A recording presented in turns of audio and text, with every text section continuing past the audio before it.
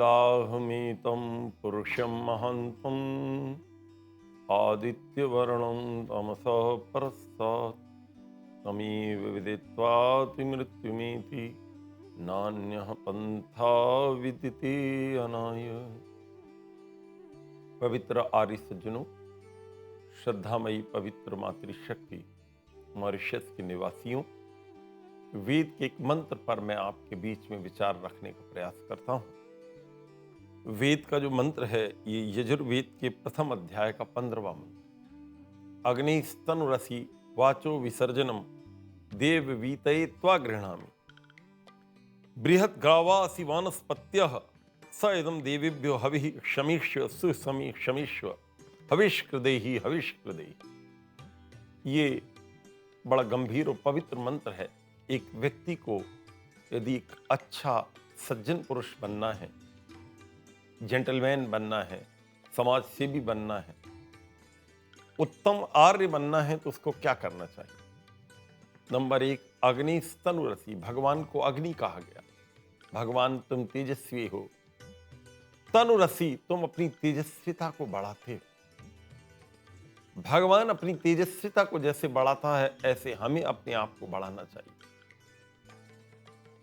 एक बच्ची थी, उसका नाम था रूमा बिडोल्फ। वर्षों पुरानी बात है, यूरोप के एक छोटे से गांव में वो रहती थी। और गांव में रहती थी, एक बार उसका स्वास्थ्य बिगड़ गया। उस जमाने में मेडिकल की इतनी सुविधाएं नहीं थी। डॉक्टर के यहाँ ले गए, पता लगा उसको बुखार था। वो संभवतः उन्होंने उस समय पंखा चला दिया या कौन सी गलती कर दी, उसके कारण वो पोलियो हो गया उसके पैर।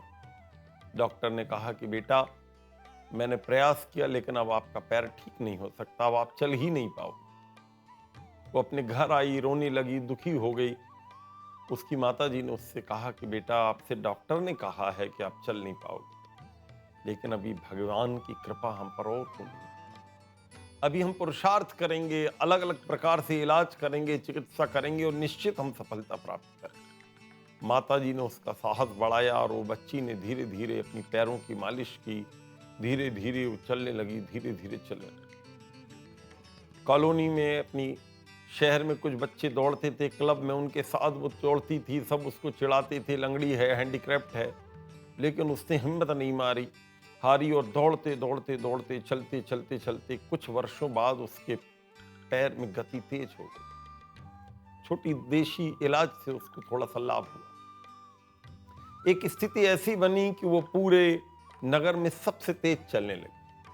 फिर आगे चलते चलते इतनी उसकी गति हो गई कि वो ओलंपिक की दुनिया में उतरी और 1960 में लगभग 83 देशों के 5346 खिलाड़ी आए हुए थे।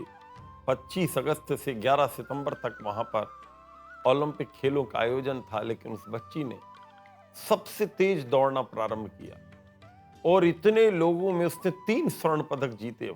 गोल्ड मेडल लेने के बाद वो अपने घर आई। घर के बाद वो डॉक्टर के यहाँ गई। उसने कहा, डॉक्टर साहब, आपने वर्षों पहले एक छोटी बच्ची से कहा था कि आप जीवन में कभी चल नहीं पाओगे। आज मैं आपको बताने आई हूँ कि डॉक्टर साहब, मैं चलने की बात छोड़ दीजिए, दुनिया सबसे तेज धाविका में दुनिया की बन चुकी हूँ।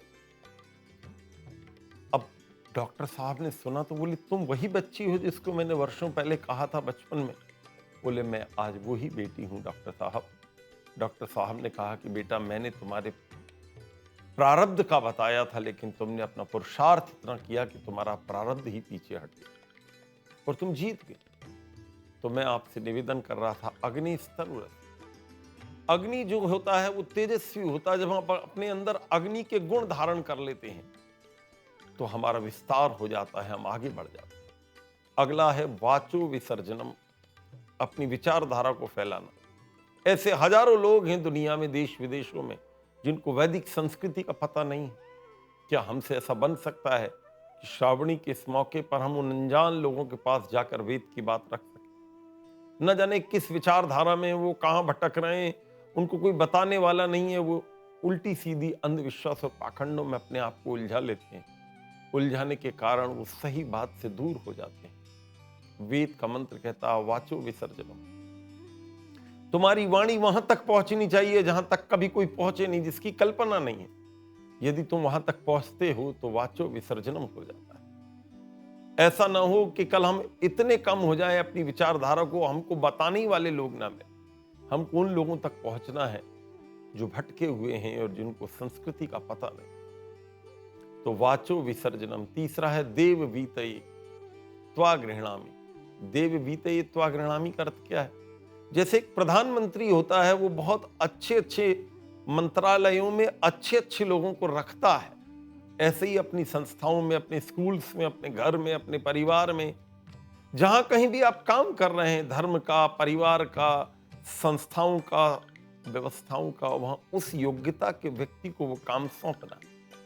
एक व्यक्ति विद्यावान है, उसको विद्या का काम सौंपना। एक व्यक्ति की शारीरिक योग्यता अच्छी है, उसको शरीर का काम सौंपना। एक व्यक्ति दौड़ा भागी ज्यादा कर लेता, उसको वो वाला काम सौंपना। एक व्यक्ति फाइनेंस का काम ठीक से संभाल सकता है, उसको वो वाला काम सौंपना। आप एक ही फाइनेंस वाले से आप बुद्धि का काम कराने लगोगे, बुद्धि वाले से आप प्रोटेक्शन का काम कराने लगोगे, और प्रोटेक्शन का काम कराने वाले से खेती कराने लगोगे, तो में गड़बड़ हो जाएगी। जो जिस योग्यता की संतान हो, जो जिस योग्यता का पुत्र हो, जो जो इस योग्यता का मेंबर हो, उसको वो ही काम सौंपना है। ये वेद के मंत्र का आदेश है। यदि आपने उसकी योग्यता को देखकर उस तक वो कार्य पहुंचाया तो वो काम बिल्कुल सुटेबल करे, व्यवस्थित करे। आज बहुत सारे देश दुनिया की जो समस्याएं, उनका बहुत बड़ा कारण है जिसको जो काम सौंपना चाहिए उसका न सौंप पर हम किसी और को दे देते हैं। उसकी ना रुचि होती है, ना उसकी योग्यता होती है, वो व्यक्ति काम बिगाड़ देता है। अगली है बृहत गावासी। अपनी वाणी को और लोगों तक पहुंचाना है, ब्रॉड माइंडेड हो जाना। अगर आप नैरो माइंडेड रहेंगे कि ये व्यक्ति मेरा नहीं है, मैं इसको नहीं बताऊंगा, ये व्यक्ति मेरे विचार का नहीं है, मैं इसको नहीं बताऊंगा, तो आप अपने धर्म को, अपनी विचारधारा को, अपने वेद को दूसरे तक पहुंचा ही नहीं पाए। आपकी वाणी बढ़नी चाहिए, आपके धर्म ग्रंथ और लोगों तक पहुंचने चाहिए। जैसे जैसे लोग आपके धर्म ग्रंथ को, वेद को पढ़ेंगे, शास्त्रों को पढ़ेंगे, गीता को पढ़ेंगे, उपनिषदों को पढ़ेंगे, दर्शनों को पढ़ेंगे, तो उनको पता लगेगा कि आहा, इतना उत्तम संदेश इन शास्त्रों में लिखा हुआ हमने तो कभी देखा ही नहीं, हमने कभी पढ़ा ही नहीं। बृहद गावासी का अर्थ होता है दुनिया वालों, आप अपने आप को ब्रॉड माइंडेड बनाएं, अपने विचारों को दूसरे की आत्मा तक पहुंचाना है, उसके हृदय तक पहुंचाना है। इसका एक और अर्थ है कि अपनी जो अगली पीढ़ी है उस तक भी इसको पहुंचाना। ऐसा ना हो कि हम सब लोगों को तो बताते रहें और हमारे ही बच्चों में इसके नेगेटिव भाव आ जाए, उनको पता ही नहीं रहे कि हमारा धर्म क्या है, हमारी संस्कृति क्या है, हमारे वेद क्या, उपनिषद क्या, दर्शन क्या, उन तक भी ये बात पहुंचे। बृहद गावासी। आगा है वानस्पत्य। ये वानस्पत्या क्या होता है? वानस्पत्या का अर्थ होता है वनस्पति से बनी हुई चीजों का सेवन करना। जो नॉन वेजिटेरियन लोग मेरी बात सुन रहे हैं, उनसे मेरा निवेदन है, इसके बहुत रोग, बहुत सारी इसमें बीमारियां आ गई हैं जब हम इन चीजों का सेवन करते हैं। यद्यपि आज घर घर में ये चल गया है कि उल्टी सीधी चीजें खाना पीना शुरू हो गया। दूसरे प्राणियों के प्रति भी आपको करुणा रखनी चाहिए। जो भी बेचारे दूसरे प्राणी हैं, जिस योनि में उनको जन्म मिला है, आपका कोई अधिकार नहीं कि आप उनको मार काट के और खा जाए। वानस्पत्या का अर्थ है वनस्पतियों का जो सेवन करता है, उत्तम सब्जियां खाता है, उत्तम दाल खाता है, उत्तम अनाज खाता है, वो व्यक्ति सच्चा व्यक्ति बन पाता है। और दूसरा इसका अर्थ है वन की और हमारी गति होनी चाहिए, वन की समस्याएं भी दूर होनी चाहिए। धीरे धीरे आज ऐसा बन रहा है कि वन कम होते चले जा रहे हैं, उसके कारण कहीं बाढ़ आ रही है, कहीं भूकंप आ रहा है, कहीं जो है अतिवृष्टि अनावृष्टि हो रही है, ना बरसात हो रही है, बरसात हो रही है तो इतनी ज्यादा हो रही है, कई कई शहर डूब रहा है। इसका कारण है हम वनस्पतियों तक पहुंचे नहीं, जंगलों तक नहीं पहुंचे, हमारे पेड़ कटने लगे। आपको पता है जितना कागज का आप ज्यादा प्रयोग करते हैं उतना ज्यादा पेड़ दुनिया में कट जाते हैं। उसका पाप भी आपके अकाउंट में लिखाता है और उतनी देश दुनिया की आप हानि भी करते हैं। तो वनस्पत्या का अर्थ है। अगली बात है स इदम देवेभ्यो हवि। ये मेरा जीवन देवताओं की हवि। आप कहेंगे इसका अर्थ क्या है? हवि 4 प्रकार की होती है। यदि कोई यज्ञ का अनुष्ठान करता है तो 4 प्रकार की वस्तुएं उसको डालनी होती। एक होती है रोग नाशक, एक होती है सुगंधित, एक होती है पुष्टिवर्धक और एक होती है मधुर। 4 प्रकार की चीजें आपको यज्ञ में डालनी होती है आहुति के रूप। अब इसका मेरे जीवन से क्या संबंध है? मेरे जीवन से संबंध है कि मैं अपना जीवन इन चारों क्वालिटी वाला बना लूं। मैं मधुर बन जाऊं, मेरे जीवन की मिठास कभी नहीं जानी चाहिए। कोई कितनी भी तकलीफ दे, मैं मधुरता से भरा रहूं। मैं रोगनाशक हो जाऊं, जहां मैं बैठूं वहां के लोगों के रोगों को मैं दूर करूं। पुष्टिवर्धक, जहां बैठूं वहां पुष्टि प्रदान करूं।